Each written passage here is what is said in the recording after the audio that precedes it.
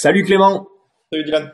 merci d'avoir accepté l'invitation pour ce café visio. On continue le tour de la région Occitanie pour prendre des nouvelles des chefs d'entreprise et des jeunes entrepreneurs de la filière du sport, des loisirs et du tourisme.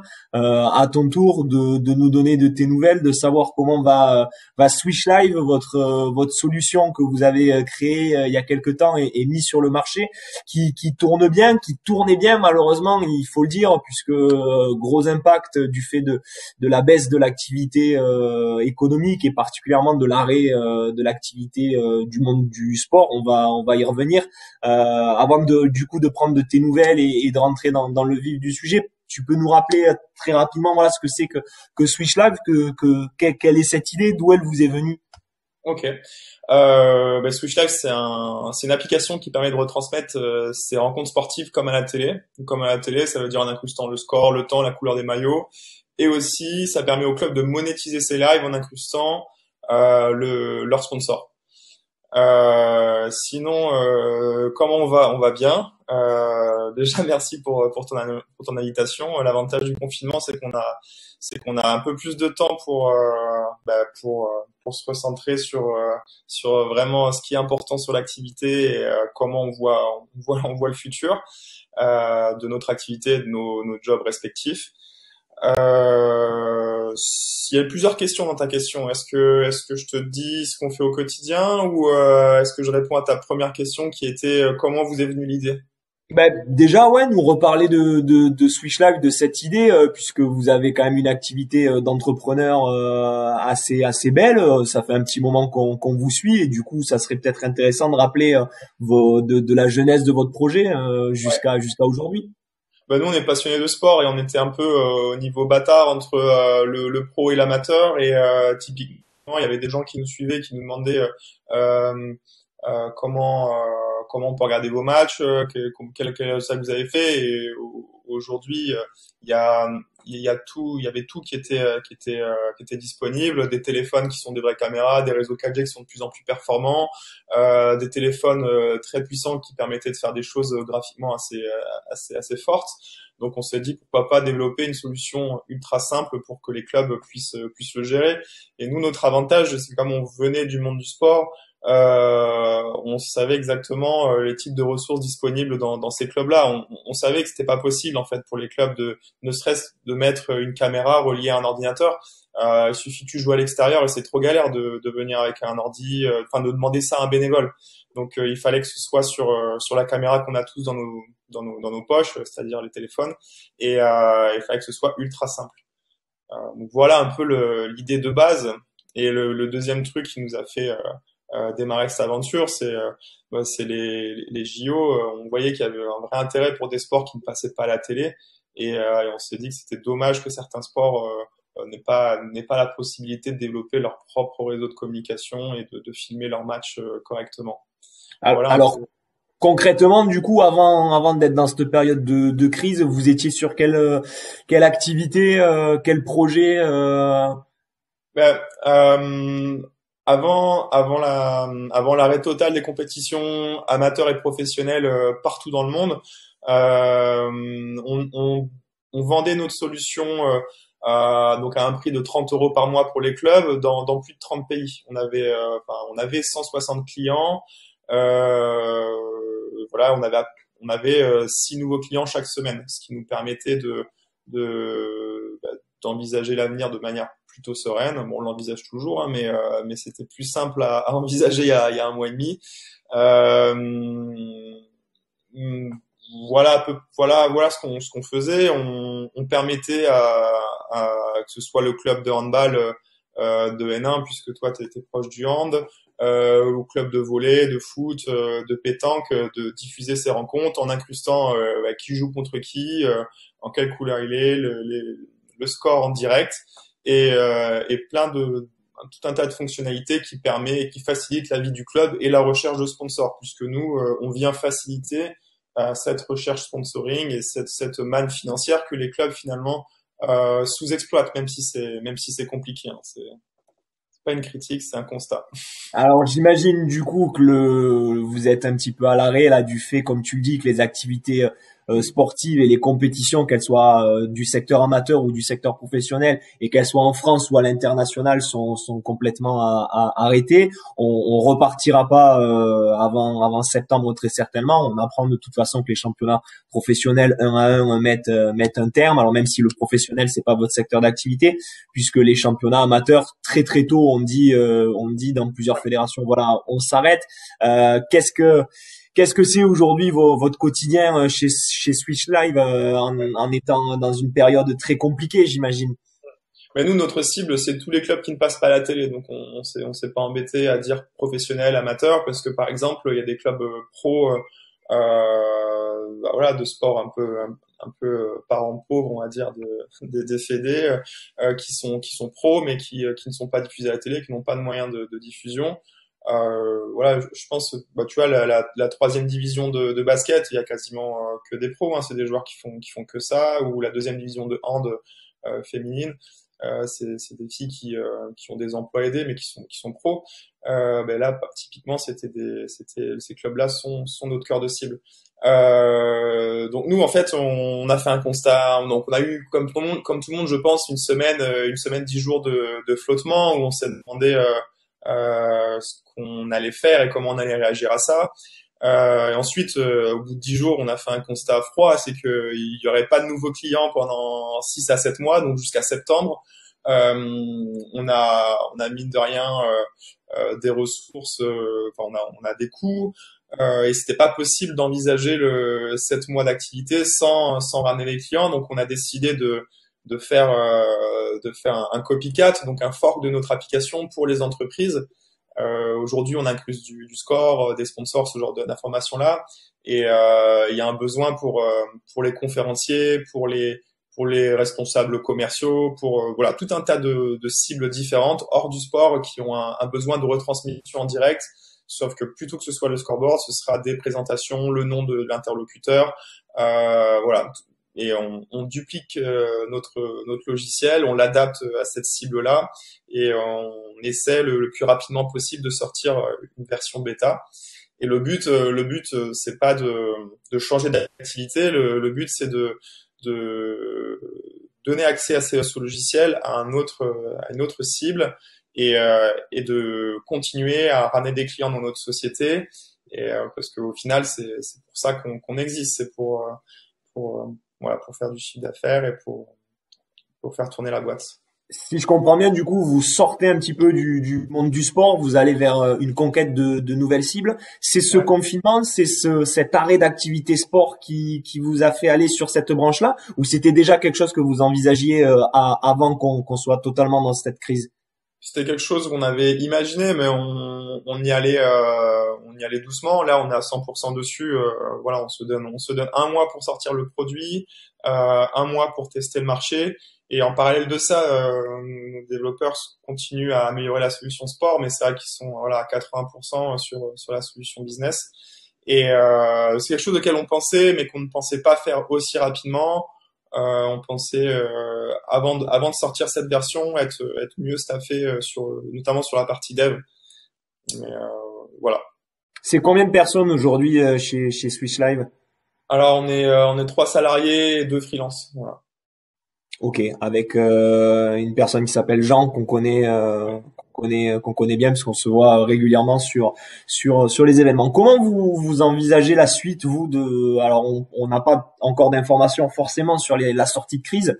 Vous avez quand même un petit peu de visibilité sur une reprise de championnat amateur ou semi-professionnel d'ici septembre puisque voilà normalement on serait sur cette reprise-là à cette période. Comment vous envisagez-vous la suite?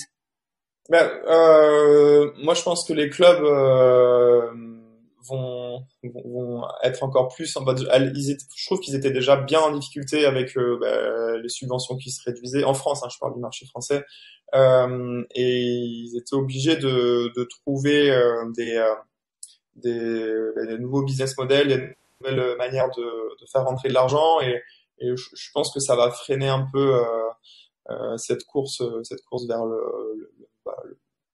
l'argent et à tout prix d'avoir le plus gros budget. Je pense que le modèle associatif va se recentrer sur la vraie ressource qui sont les bénévoles et puis le sport au final. Mais sans prêcher pour notre paroisse, je pense que les clubs devront être créatifs et devront aller chercher des nouveaux budgets sur des solutions comme la nôtre ou d'autres manières de se promouvoir en fait.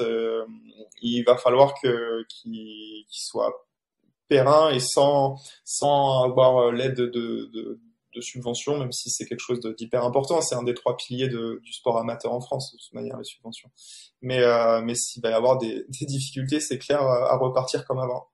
Tu parlais tout à l'heure que dans votre solution, vous proposez notamment aux partenaires des clubs de s'inscrire justement sur la solution pour pouvoir avoir un peu plus de visibilité. C'est un moyen aussi de promotion et de négociation avec les clubs.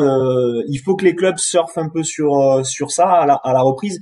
On sait qu'il y a un problème aujourd'hui des partenariats sportifs à l'échelle du monde professionnel, puisque les gros groupes et les grosses entreprises ne savent pas trop si elles se désengagent, se réengagent envers les clubs.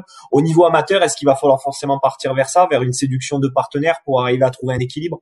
Je pense que de toute manière, le sponsoring dans le sport amateur, c'est quasi du mécénat. C'est parce que le président du club connaît le responsable d'une structure et que le responsable d'une structure souhaite collaborer avec.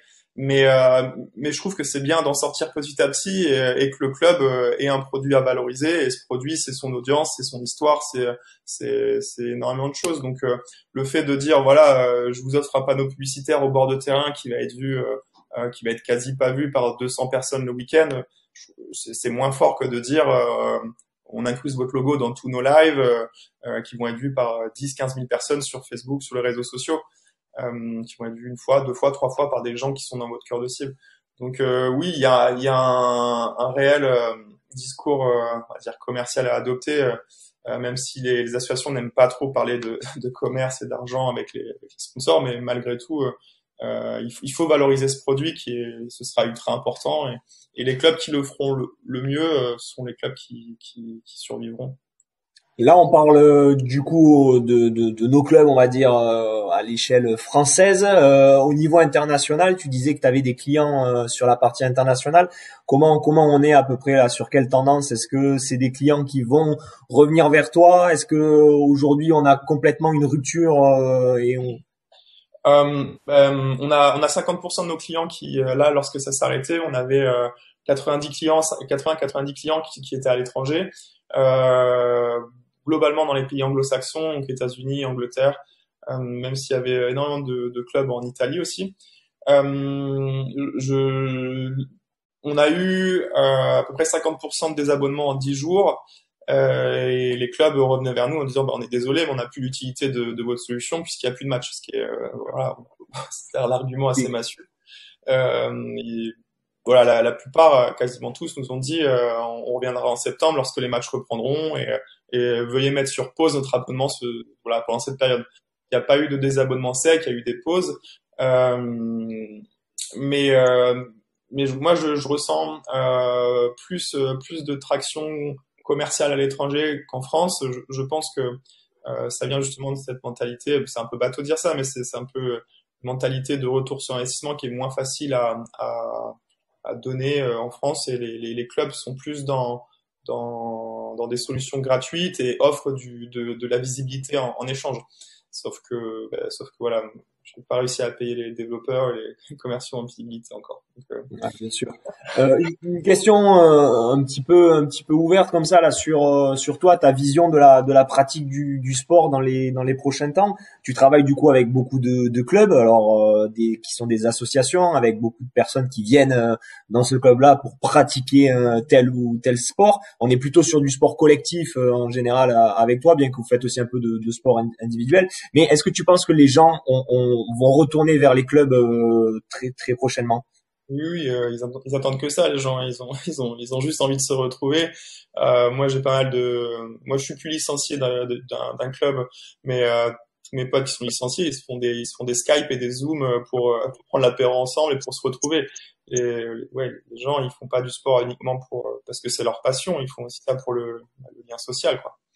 Donc Non, ouais, bien bien sûr. évidemment, dès qu'ils auront le go de l'État, tout le monde sera sur les terrains de basket, de foot, etc. quoi, sans Donc problème. on peut se dire quelque part qu'il y aura une reprise de l'activité pour vous aussi quelque part, puisque ça va pas s'essouffler de toute façon ce modèle de pratique sportive fédérale. Non, non, ça j'en suis persuadé. Il y aura certains clubs qui vivaient au-dessus de leur budget et qui vont ne pas pouvoir être sauvés, encore que. Mais de toute façon, la pratique du sport, elle sera toujours là et les gens, ils sont toujours aussi passionnés. Enfin, je Bon. sais pas toi, je pense que ça te démange de reprendre le sport correctement, non? Si on peut faire une petite parenthèse sur ça, ouais, ça commence à être compliqué de courir dans l'appartement ou à moins d'un kilomètre de la maison, mais oui, en Ouais. effet, ça démange. Avant du coup de te laisser concrètement, enfin, c'est quoi la journée de Clément Gassner en ce moment, une journée d'un jeune entrepreneur dans une période de crise?